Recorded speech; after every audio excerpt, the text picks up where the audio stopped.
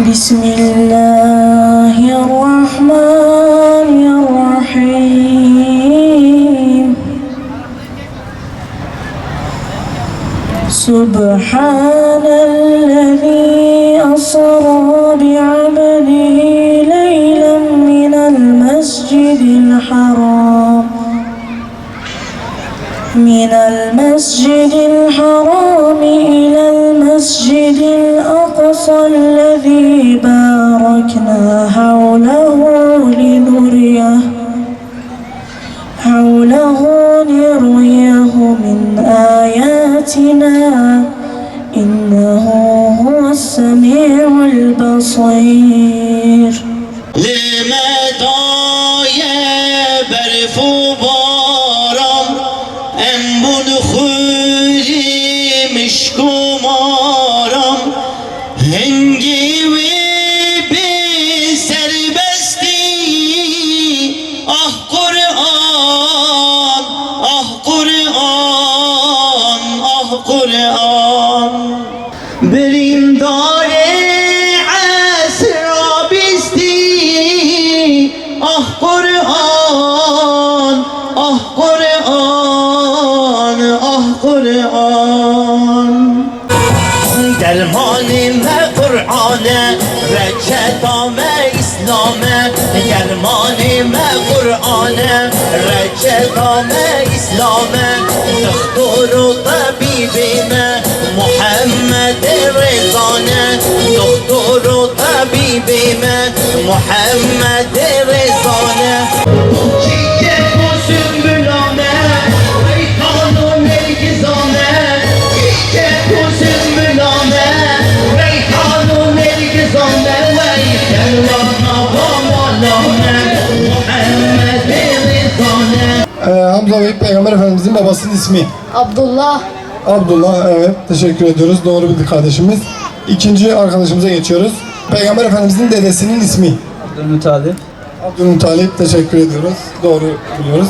İlk sorularımız kolay, böyle geçiyorlar. Peygamber Efendimizin ilk eşi diyoruz. Amine. Peygamber Efendimizin ilk eşi, bir daha söyle.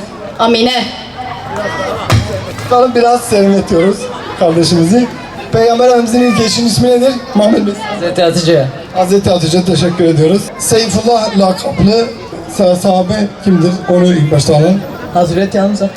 Hazreti Hamza, yine dediğimiz gibi seyircilerimize dönüyoruz. Bir daha soralım, belki aklına gelmiştir. Seyfullah lakaplı sahabe. Hazreti Ali. Hazreti Ali, yine tutmadı. Maalesef serinletiyoruz biraz daha.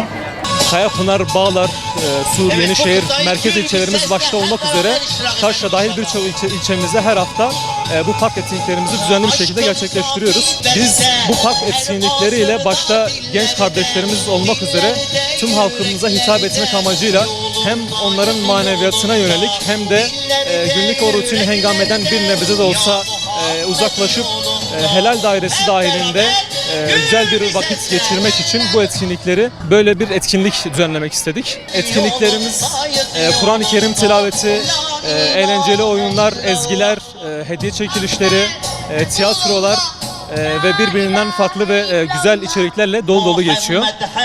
Biz ilgili duyurularımızı sosyal medya hesaplarımızdan yapıyoruz. Her hafta sayının, katılımın, ilginin daha da arttığını söyleyebilirim. Çok yoğun bir ilgi, güzel bir katılım, bir teveccüh söz konusu. Bununla beraber malumunuz havaların sıcak olmasından dolayı halkımız akşamları dışarının, parkların serin olmasından dolayı parklara yöneliyor. Ve parklara yönelirken bizim bu etkinliklerimize şahit oldukları zaman bu etkinliklerimiz halkımızın ilgisini çekiyor. Çünkü ailecek gelip katılabilecekleri, güzel bir vakit geçirebilecekleri bir etkinlik dolayısıyla halkımızın ilgisini çekiyor. Her hafta biz yaptığımız etkinliklerde bunu gözlemliyoruz, şahit oluyoruz. Çok yoğun bir ilgi ve güzel bir katılımla etkinliklerimizi sürdürüyoruz. Ve son olarak önümüzdeki haftalarda inşallah bir final etkinliğiyle bu sezonu nihayete erdireceğiz inşallah.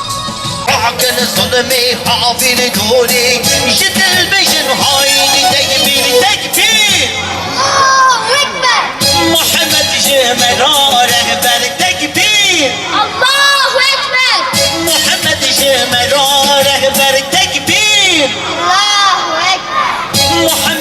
جمرا رهبر تکبیر Allahu Ekber. محمد جمرا رهبر